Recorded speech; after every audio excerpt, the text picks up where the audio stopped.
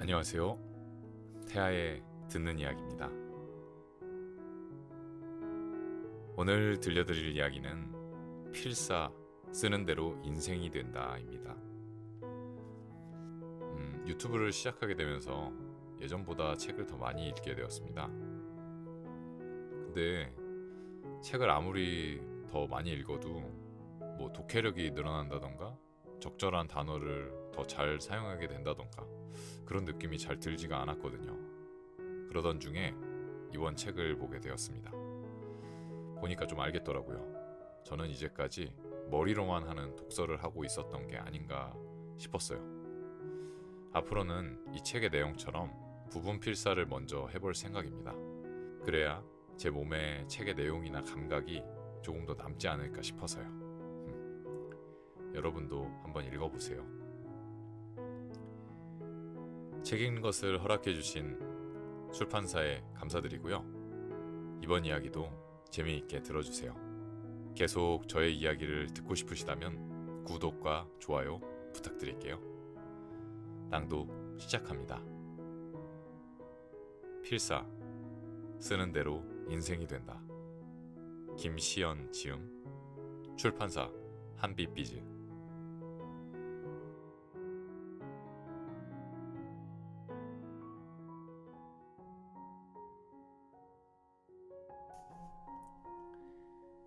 생각의 실마리를 잡아라. 필사로 일으키는 아이디어 빅뱅. 사람은 자신이 가진 사고의 틀 바깥의 생각은 하지 못한다. 사고의 틀이 택배 박스만한 크기라면 행동의 폭도 택배 박스를 뛰어넘지 못한다. 사고하는 크기를 결정하는 것은 환경과 경험의 폭이다. 넓고 깊은 데이터를 수집할 수 있는 환경과 직간접 경험의 풍부함은 사고의 폭과 비례한다. 사람은 저마다 가지고 있는 배경 지식이 있다. 이 배경 지식의 크기에 따라 사물을 보는 관점도 달라진다. 기억 속에 저장된 기억을 스키마라고 한다. 사람들은 이 스키마에 저장된 과거의 지식과 경험을 토대로 세상을 이해한다. 즉, 스키마는 세상을 이해하는 관점의 베이스이다. 같은 정보를 사람마다 다르게 받아들이는 까닭은 사람마다 스키마의 깊이와 폭의 수준이 다르기 때문이다. 그래서 스키마의 폭과 깊이를 키우는 것이 평생 공부를 해야 하는 이유가 된다. 스키마는 생각의 경험을 중첩하는 과정이다. 스키마가 쌓이면 쌓일수록 현상만을 보는 것이 아닌 현상 이면에 스며있는 본질을 보는 힘을 키우게 된다. 모래성을 무너뜨리는 것은 단 하나의 모래알이듯 생각 경험치의 다음 단계로 넘어가는 것이 스키마의 임계점이다. 스키마를 쌓는데 가장 효과적인 것이 바로 필사다. 세상 모든 것을 직접 경험해 보는 데는 많은 장벽이 있다. 그 장벽을 넘어서게 하는 것이 동서고금의 지혜와 지식, 그리고 경험이 담긴 책의 정수를 체화시키는 과정, 즉 몸으로 하는 독서인 필사이다. 필사로 깊고 넓은 스키마를 쌓아두자. 스키마의 임계점에 다다른 그 어느 날, 나라는 존재는 이미 과거의 내가 아닐지도 모른다. 풀리지 않는 문제의 실마리를 잡는 것도 지금까지와는 다른 스키마를 형성해야 할 시간임을 알려주고 있는 것일지도 모른다. 필사하는 데이터가 다양하면 다양할수록 다양한 질문을 하게 된다. 다양한 질문에 대해 다양한 형식의 대답을 하나하나 적어가다 보면 어느새 다양한 관점이 자리 잡게 된다. 필사는 질문이다. 필사한 문장에 나의 생각을 적는 것은 질문에 답하는 것이다. 이 질문에는 절대적인 정답이 없다. 그때그때 자신이 써내려간 생각이 정답이 될 수 있다. 필사한 문장과 그 문장에 대한 생각을 적은 노트가 바로 궁극적으로 내가 어떤 사람인지 알려주는 안내판이다. 필사 노트는 마음과 뇌의 압축본이다. 내 마음의 목적은 무엇인가? 또한 내가 해결할 인생의 실마리는 무엇인가? 그것을 글로 표현한 노트가 존재하는가? 필사 노트가 있다면 나의 아카이브가 구축된 것이다. 두뇌에 거대한 지식의 아카이브가 존재하는 것은 대단한 일이다. 필사할 때마다 고비가 와도 이 필사 노트가 훗날 가져다 줄 혜택을 생각해 본다면 손목이 아픈 것쯤은 아무것도 아니다. 필사 노트를 바라보고 있으면 세상을 다 가진 것 같은 뿌듯함이 든다. 실제로 나 자신이 10년 동안 필사를 해서 운명을 바꾼 경험을 했기에 필사 노트를 바라보는 시각은 특별해질 수밖에 없다. 필사 노트는 생각을 반복해서 트레이닝하게 한다. 글을 쓰는 순간 머리와 마음, 손이 다 같이 움직이기 때문이다. 풀리지 않는 문제를 풀려면 지금까지의 관점과는 전혀 새로운 시각으로 문제를 바라보아야 한다. 쓰면 본능적으로 생각하게 되고, 생각하게 되면 쓰게 된다. 자신만의 글을 쓰는 출발점은 바로 남의 글을 베끼는 데서부터 시작하는 것이다. 필사를 하다 보면 나의 생각을 쓰고 싶다는 강력한 욕구에 사로잡힐 것이다. 글을 쓴다는 것은 자신의 생각을 논리적으로 표현할 줄 아는 능력이 생긴다는 의미이다. 생각의 깊이는 필사한 시간과 비례한다. 가슴에 새기고 싶은 좋은 문장이 나타나면 암기하고 싶어진다. 머리로만 책을 읽는 것이 아닌 몸으로도 책을 읽고 싶어진다. 이것이 사람이 가진 본성이다. 머리로만 이해하는 것이 눈으로 하는 독서라면 가슴으로 받아들이는 것은 필사다. 문장을 자기 것으로 만들기 위해 7번을 읽는다 해도 뒤돌아서면 잊어버리기 쉽다. 하지만 이 문장을 똑같이 베껴 써본다면 어떻게 될까? 눈으로 읽는 것과 손으로 쓰는 것의 차이는 직접 경험한 사람만이 알 수 있는 법이다. 생각의 실마리를 잡으려면 무수한 생각들을 결합해야 한다. 결합은 저자의 생각과 나의 생각이 만나는 거점이다. 낯설어야 아이디어가 샘솟는다. 필사를 하지 않으면 피드백이 불가능하다. 필사 노트는 아이디어를 키우는 거대한 실험실이다. 2가지 이상의 생각을 하나로 연결해 생각의 실마리를 잡아당겨 풀어라. 프랑스의 위대한 사상가 볼테르도 독창성이란 현명한 모방이라고 했다. 나는 책을 쓰다가 풀리지 않는 문제가 있으면 문제를 잡고 끙끙거리기보다 다양한 관점으로 해결의 실마리를 풀기 위해 다양한 분야의 책을 필사한다. 그리고 잠을 푹 잔다. 무의식에 문제 해결을 맡겨두는 것이다. 그리고 다음날 일어나 문제의 관점을 재정의한다. 그런 다음 필사한 노트를 다시 보며 아이디어를 빌린다. 아이디어를 풀어서 노트 위에 늘어놓고 아이디어의 구조를 해체해본다. 이래도 실마리가 풀릴 기미가 보이지 않으면 숙성의 시간이 필요하다. 숙성의 시간 동안 다양한 책을 필사하며 아이디어를 재배열해본다. 이런 과정을 겪어보면 풀리지 않는 문제란 없다는 것을 알게 된다. 다만 관점과 아이디어의 협소함이 있을 뿐이다. 필사로 아이디어의 빅뱅을 일으켜라. 어떤 아이디어라도 진화시킬 수 있다. 남의 글을 빌려서 새 것을 창조해라. 하늘 아래 새로운 것이 없다고 한다.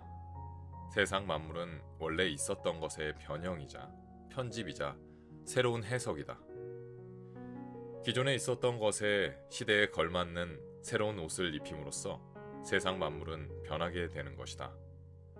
역사에 역행하는 사고방식과 구태의연한 일처리는 상황에 맞지 않은 옷을 입은 것과 같다. 만물은 시시각각 변한다. 인간은 죽고 태어나고 계절은 순환한다.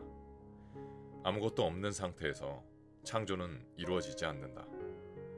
예술가들은 영감을 받아 자신의 작품을 창조하고 작가는 다른 작품이 주는 감동이 없으면 글을 써나갈 수 없다.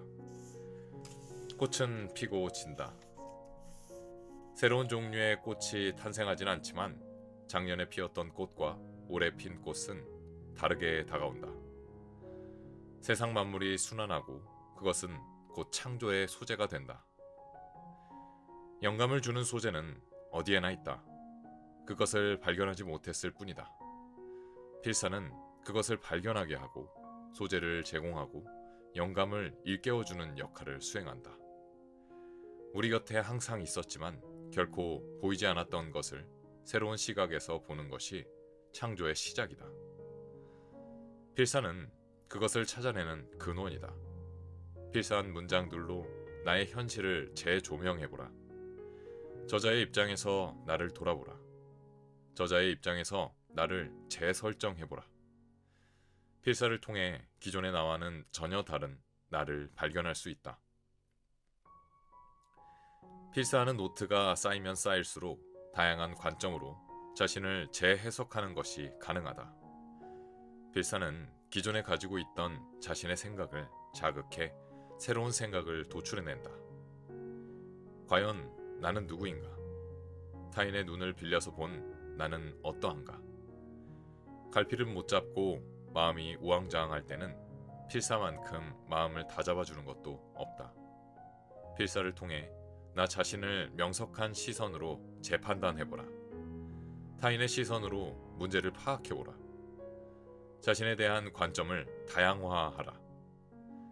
좋은 문장은 손으로 그 문장을 쓰는 순간 머리와 마음을 건드린다. 심장이 움직이지 않는 문장이라면 필사할 가치가 없는 글이다. 필사를 하며 불필요한 것은 걷어내고 내면을 빛으로 가득 채우는 경험을 하게 될 것이다. 세상에 아무리 커다란 문제도 복잡한 문제도 모두 해결책이 있다.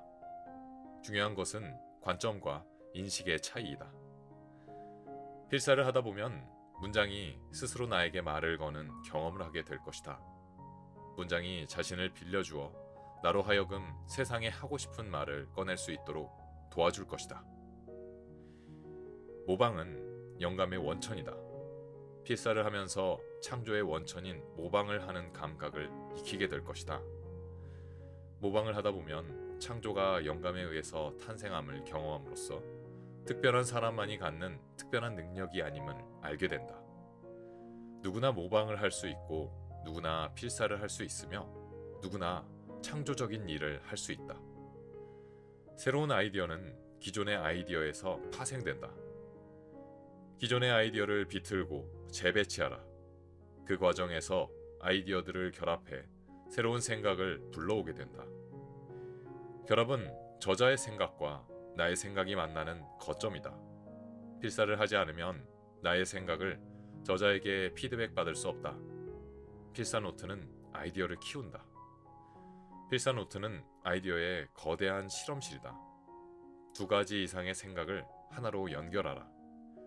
연결은 다른 생각과 접점을 만들며 확장을 거듭한다. 필사로 세상 모든 아이디어의 연결과 결합을 시도하라. 아인슈타인도 창의성은 결합에서 생각하는 것이라고 말했다.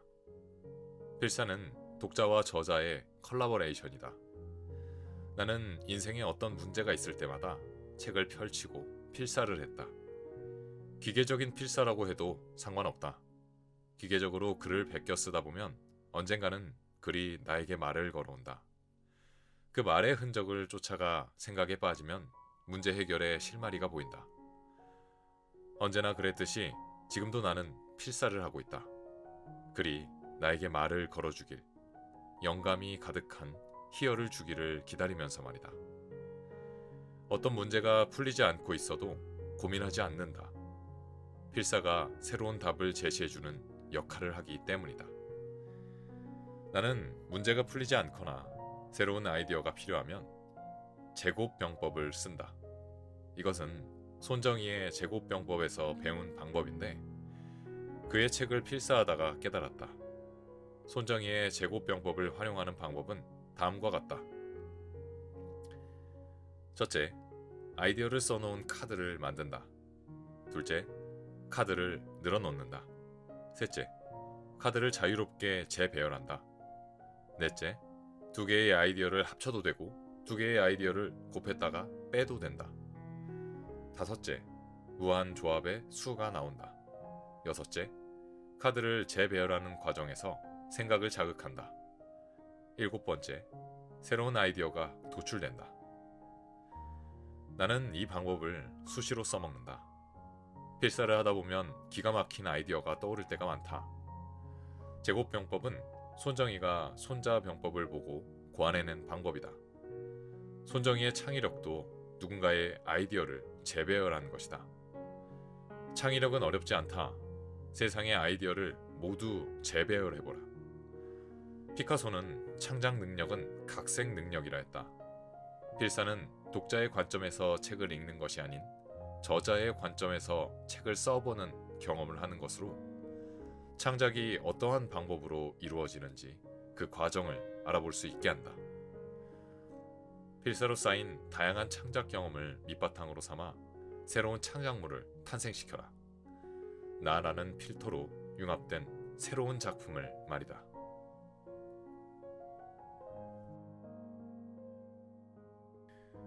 필사로 쌓은 역량은 평생 간다. 내가 필사한 글은 나의 일부가 된다. 그 글은 내가 선택해서 남긴 문장이기 때문이다. 사람이 말로는 거짓말을 해도 행동으로는 거짓말을 못한다. 글을 쓰는 행위 자체는 말이 아니다. 행동이다. 그래서 글로는 거짓말을 못한다. 자기소개서에 담긴 글만 보아도 그 사람이 어떤 생각을 하고 있는지, 어떤 성장 과정을 거쳤는지, 어느 정도 지적 능력이 있는지, 어떤 가치관으로 살아가는 사람인지 알아볼 수 있다. 필사를 하며 인생의 좌표를 정하고 바른 길을 걸어가라. 손으로 한자 한자 적어내려간 문장은 마음속에 녹아들어 나의 일부가 된다. 바른 길을 걸어가고 싶다면 바른 문장을 써라. 필사는 음식과 같다. 좋은 음식을 먹으면 건강이 좋아지듯이 좋은 문장을 필사하면 정신 건강이 좋아지는 것은 당연한 이치다. 인생을 살아가다 보면 때로는 헛된 유혹에 무너지기도 하고 과욕을 부리다가 욕심이 빌미가 되어 스스로의 인생을 올가매는 일도 생긴다. 그럴 때는 필사했던 기억을 떠올리고 필사 노트를 꺼내 다시 읽어보라. 성인들의 준엄한 꾸짖음을 통해 자신을 되돌아보라. 가장 닮고 싶은 영혼을 문신을 새겨 넣듯 필사로 마음에 새겨 넣어라. 필사는 무의식의 토양이 된다. 옛말에 사람이 빵만 구하면 빵도 얻지 못하지만 빵 이상의 것을 추구하면 빵은 저절로 얻어진다는 격언이 있다. 주자는 사람이 이익을 추구하면 이익도 얻지 못할 뿐만 아니라 장차 그 몸을 해치고 의리를 추구하면 이익은 따로 구하지 않아도 절로 이롭지 않음이 없다고 말씀하셨다. 이런 문장을 마음에 새기고 인생을 살아가는데 좌표로 삼는다면 헛된 유혹도 지나친 욕심도 피해갈 확률이 높아진다. 지도 없이 여행을 떠날 수 없다. 나침반 없이 항해한다면 우왕좌왕하다가 표류하기 쉽다. 인생도 마찬가지다. 필사로 지도와 나침반을 구하라. 내 인생의 목적지는 어디가 좋을지 성현의 말씀에서 발견하라. 필사는 하루하루 나의 방향을 점검해준다. 나는 어디로 가고 있는가? 오늘 나의 하루는 가고자 하는 방향과 일치하는가? 이처럼 필사는 자문자답의 과정을 제공한다. 하루하루를 되돌아보며 자신을 성찰하게 되는 힘. 필사는 제3자인 저자의 글을 통해 나를 객관적으로 되돌아보게 하는 통찰의 시선을 제공한다. 제대로 독서하는 습관을 몸에 익힌 사람의 앞날은 걱정하지 않아도 된다. 올바른 길을 책에서 구하는 능력이 갖추어진 상태이기 때문에 아무리 힘든 일이 있어도 자신의 인생을 지혜롭게 헤쳐나갈 수 있다. 필사를 제대로 하는 습관이 몸에 밴 사람의 앞날은 눈부신 성장을 기대해도 좋다. 필사함으로써 창조적으로 생각하는 방법을 터득했기 때문이다. 이해되지 않는 것을 차근차근 필사하며 하나씩 깨우쳐가는 과정에서 예상치 못했던 인생의 어려움도 다각적 시선으로 바라보며 해결하는 능력이 축적되는 것을 깨닫게 된다. 지혜로운 사람은 자신을 좁은 틀 안에서 보지 않고 넓은 시선으로 본다. 아무리 어려운 학문이나 복잡한 문제도 그 본질과 구조, 형태를 파악할 수 있다면 해결의 실마리를 찾을 수 있다. 그러니 어렵다고 기죽을 필요는 없다.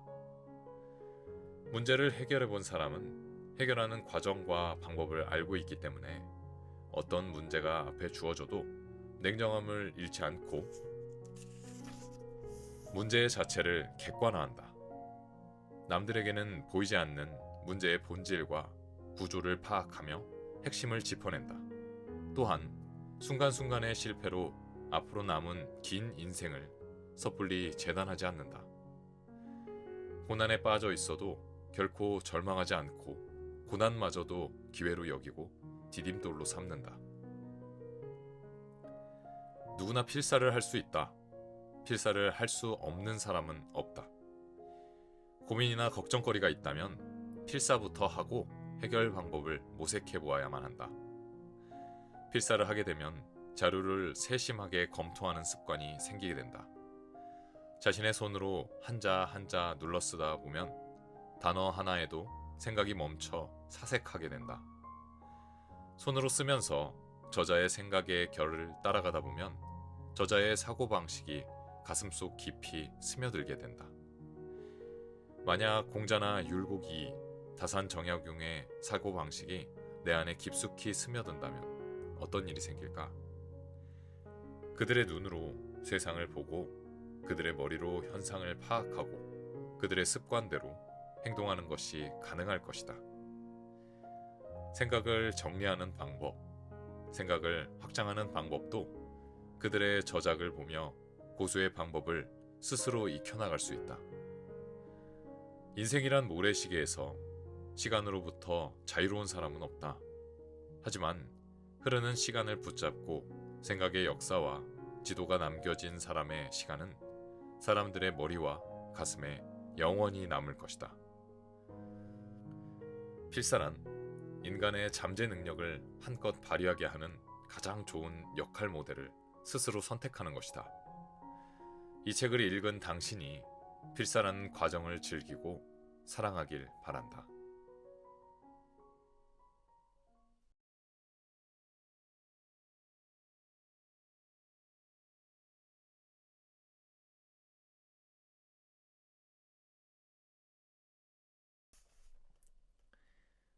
생각의 실마리를 잡아라.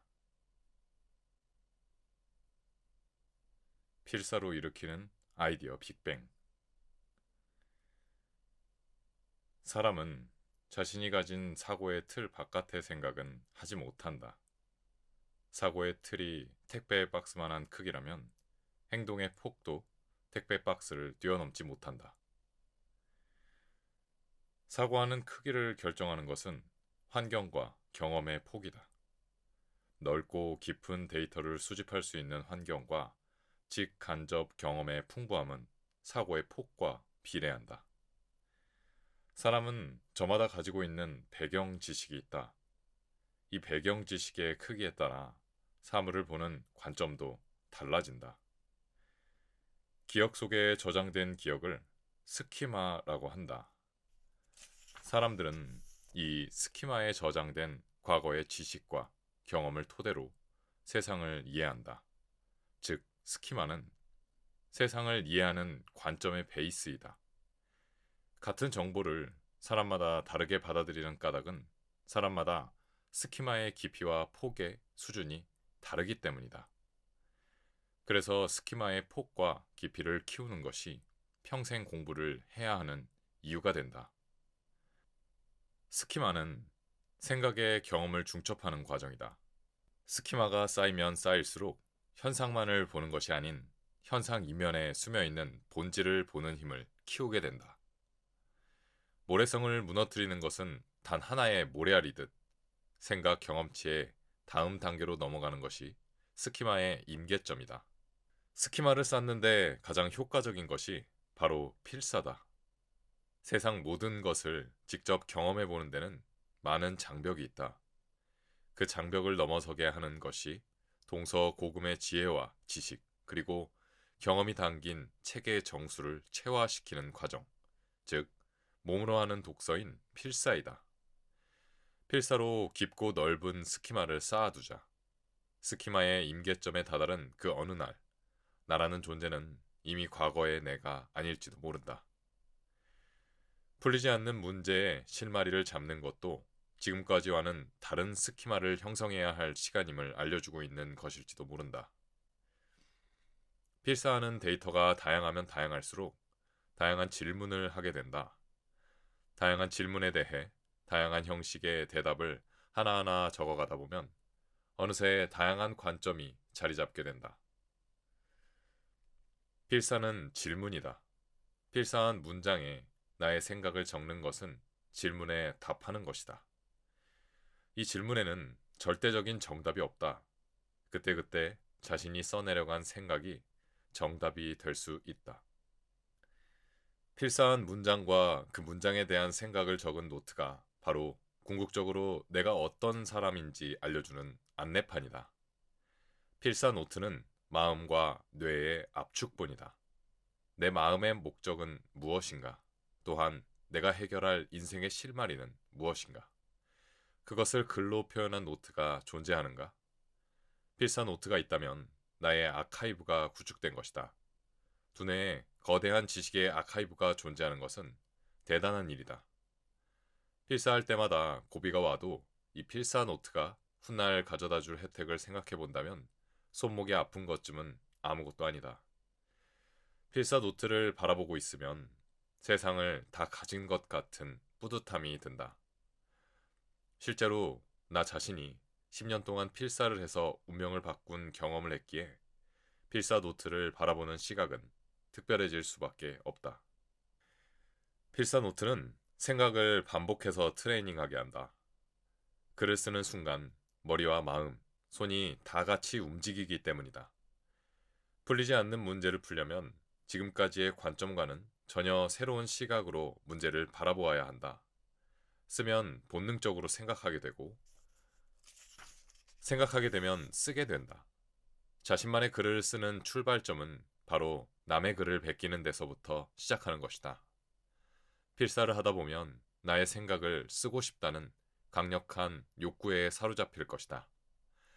글을 쓴다는 것은 자신의 생각을 논리적으로 표현할 줄 아는 능력이 생긴다는 의미이다. 생각의 깊이는 필사한 시간과 비례한다. 가슴에 새기고 싶은 좋은 문장이 나타나면 암기하고 싶어진다. 머리로만 책을 읽는 것이 아닌 몸으로도 책을 읽고 싶어진다. 이것이 사람이 가진 본성이다. 머리로만 이해하는 것이 눈으로 하는 독서라면 가슴으로 받아들이는 것은 필사다. 문장을 자기 것으로 만들기 위해 7번을 읽는다 해도 뒤돌아서면 잊어버리기 쉽다. 하지만 이 문장을 똑같이 베껴 써본다면 어떻게 될까? 눈으로 읽는 것과 손으로 쓰는 것의 차이는 직접 경험한 사람만이 알 수 있는 법이다. 생각의 실마리를 잡으려면 무수한 생각들을 결합해야 한다. 결합은 저자의 생각과 나의 생각이 만나는 거점이다. 낯설어야 아이디어가 샘솟는다. 필사를 하지 않으면 피드백이 불가능하다. 필사 노트는 아이디어를 키우는 거대한 실험실이다. 2가지 이상의 생각을 하나로 연결해 생각의 실마리를 잡아당겨 풀어라. 프랑스의 위대한 사상가 볼테르도 독창성이란 현명한 모방이라고 했다. 나는 책을 쓰다가 풀리지 않는 문제가 있으면 문제를 잡고 끙끙거리기보다 다양한 관점으로 해결의 실마리를 풀기 위해 다양한 분야의 책을 필사한다. 그리고 잠을 푹 잔다. 무의식에 문제 해결을 맡겨두는 것이다. 그리고 다음날 일어나 문제의 관점을 재정의한다. 그런 다음 필사한 노트를 다시 보며 아이디어를 빌린다. 아이디어를 풀어서 노트 위에 늘어놓고 아이디어의 구조를 해체해본다.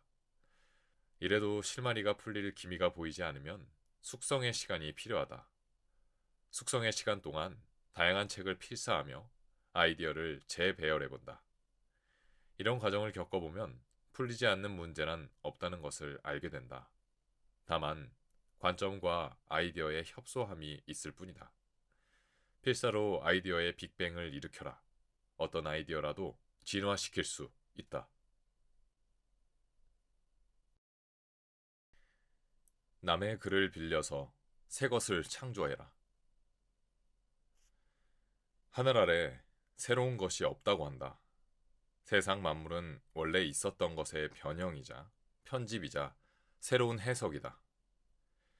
기존에 있었던 것에 시대에 걸맞는 새로운 옷을 입힘으로써 세상 만물은 변하게 되는 것이다. 역사에 역행하는 사고방식과 구태의연한 일처리는 상황에 맞지 않은 옷을 입은 것과 같다. 만물은 시시각각 변한다. 인간은 죽고 태어나고 계절은 순환한다. 아무것도 없는 상태에서 창조는 이루어지지 않는다. 예술가들은 영감을 받아 자신의 작품을 창조하고 작가는 다른 작품이 주는 감동이 없으면 글을 써나갈 수 없다. 꽃은 피고 진다. 새로운 종류의 꽃이 탄생하진 않지만 작년에 피었던 꽃과 올해 핀 꽃은 다르게 다가온다. 세상 만물이 순환하고 그것은 곧 창조의 소재가 된다. 영감을 주는 소재는 어디에나 있다. 그것을 발견하지 못했을 뿐이다. 필사는 그것을 발견하게 하고 소재를 제공하고 영감을 일깨워주는 역할을 수행한다. 우리 곁에 항상 있었지만 결코 보이지 않았던 것을 새로운 시각에서 보는 것이 창조의 시작이다. 필사는 그것을 찾아내는 근원이다. 필사한 문장들로 나의 현실을 재조명해보라. 저자의 입장에서 나를 돌아보라. 저자의 입장에서 나를 재설정해보라. 필사를 통해 기존의 나와는 전혀 다른 나를 발견할 수 있다.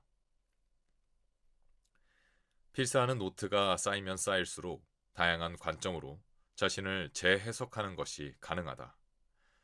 필사는 기존에 가지고 있던 자신의 생각을 자극해 새로운 생각을 도출해낸다. 과연 나는 누구인가? 타인의 눈을 빌려서 본 나는 어떠한가? 갈피를 못 잡고 마음이 우왕좌왕할 때는 필사만큼 마음을 다잡아주는 것도 없다. 필사를 통해 나 자신을 명석한 시선으로 재판단해보라. 타인의 시선으로 문제를 파악해보라. 자신에 대한 관점을 다양화하라. 좋은 문장은 손으로 그 문장을 쓰는 순간 머리와 마음을 건드린다. 심장이 움직이지 않는 문장이라면 필사할 가치가 없는 글이다. 필사를 하며 불필요한 것은 걷어내고 내면을 빛으로 가득 채우는 경험을 하게 될 것이다. 세상에 아무리 커다란 문제도 복잡한 문제도 모두 해결책이 있다. 중요한 것은 관점과 인식의 차이이다. 필사를 하다 보면 문장이 스스로 나에게 말을 거는 경험을 하게 될 것이다. 문장이 자신을 빌려주어 나로 하여금 세상에 하고 싶은 말을 꺼낼 수 있도록 도와줄 것이다. 모방은 영감의 원천이다. 필사를 하면서 창조의 원천인 모방을 하는 감각을 익히게 될 것이다. 모방을 하다 보면 창조가 영감에 의해서 탄생함을 경험함으로써 특별한 사람만이 갖는 특별한 능력이 아님을 알게 된다. 누구나 모방을 할 수 있고 누구나 필사를 할 수 있으며 누구나 창조적인 일을 할 수 있다. 새로운 아이디어는 기존의 아이디어에서 파생된다. 기존의 아이디어를 비틀고 재배치하라. 그 과정에서 아이디어들을 결합해 새로운 생각을 불러오게 된다. 결합은 저자의 생각과 나의 생각이 만나는 거점이다. 필사를 하지 않으면 나의 생각을 저자에게 피드백 받을 수 없다.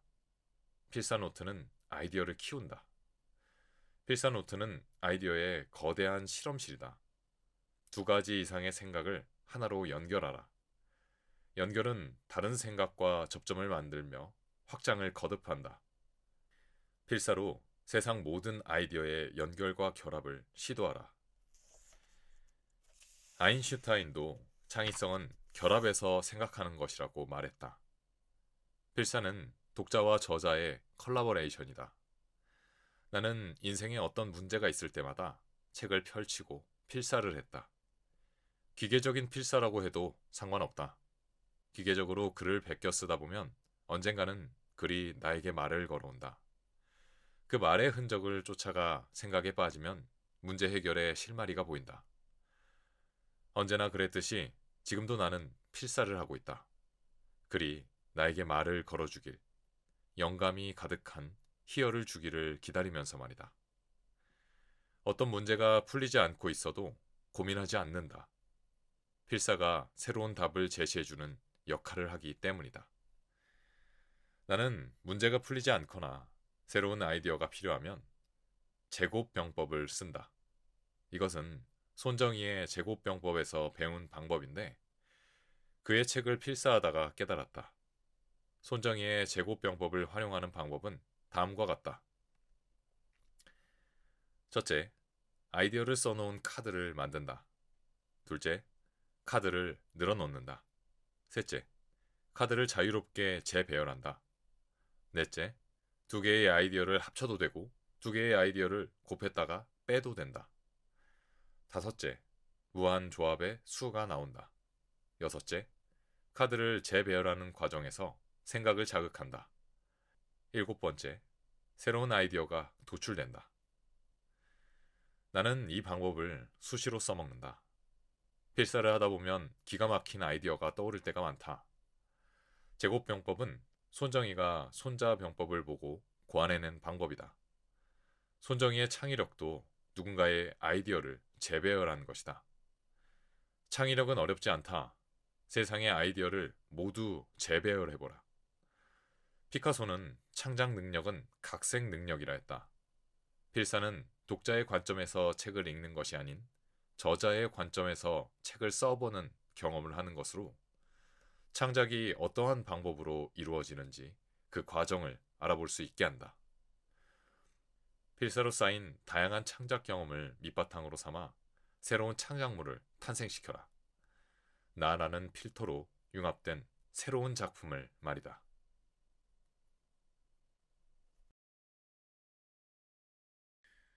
필사로 쌓은 역량은 평생 간다. 내가 필사한 글은 나의 일부가 된다. 그 글은 내가 선택해서 남긴 문장이기 때문이다. 사람이 말로는 거짓말을 해도 행동으로는 거짓말을 못한다. 글을 쓰는 행위 자체는 말이 아니다. 행동이다. 그래서 글로는 거짓말을 못한다. 자기소개서에 담긴 글만 보아도 그 사람이 어떤 생각을 하고 있는지, 어떤 성장 과정을 거쳤는지, 어느 정도 지적 능력이 있는지, 어떤 가치관으로 살아가는 사람인지 알아볼 수 있다. 필사를 하며 인생의 좌표를 정하고 바른 길을 걸어가라.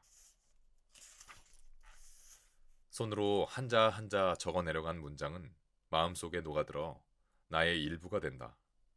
바른 길을 걸어가고 싶다면 바른 문장을 써라. 필사는 음식과 같다. 좋은 음식을 먹으면 건강이 좋아지듯이 좋은 문장을 필사하면 정신 건강이 좋아지는 것은 당연한 이치다. 인생을 살아가다 보면 때로는 헛된 유혹에 무너지기도 하고 과욕을 부리다가 욕심이 빌미가 되어 스스로의 인생을 올가매는 일도 생긴다. 그럴 때는 필사했던 기억을 떠올리고 필사 노트를 꺼내 다시 읽어보라. 성인들의 준엄한 꾸짖음을 통해 자신을 되돌아보라. 가장 닮고 싶은 영혼을 문신을 새겨 넣듯 필사로 마음에 새겨 넣어라. 필사는 무의식의 토양이 된다. 옛말에 사람이 빵만 구하면 빵도 얻지 못하지만 빵 이상의 것을 추구하면 빵은 저절로 얻어진다는 격언이 있다. 주자는 사람이 이익을 추구하면 이익도 얻지 못할 뿐만 아니라 장차 그 몸을 해치고 의리를 추구하면 이익은 따로 구하지 않아도 절로 이롭지 않음이 없다고 말씀하셨다. 이런 문장을 마음에 새기고 인생을 살아가는데 좌표로 삼는다면 헛된 유혹도 지나친 욕심도 피해갈 확률이 높아진다. 지도 없이 여행을 떠날 수 없다. 나침반 없이 항해한다면 우왕좌왕하다가 표류하기 쉽다. 인생도 마찬가지다. 필사로 지도와 나침반을 구하라. 내 인생의 목적지는 어디가 좋을지 성현의 말씀에서 발견하라. 필사는 하루하루 나의 방향을 점검해준다. 나는 어디로 가고 있는가? 오늘 나의 하루는 가고자 하는 방향과 일치하는가? 이처럼 필사는 자문자답의 과정을 제공한다. 하루하루를 되돌아보며 자신을 성찰하게 되는 힘.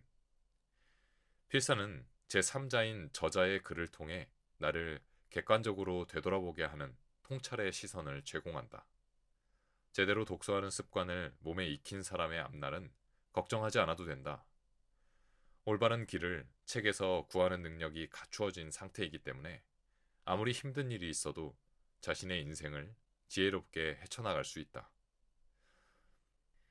필사를 제대로 하는 습관이 몸에 밴 사람의 앞날은 눈부신 성장을 기대해도 좋다.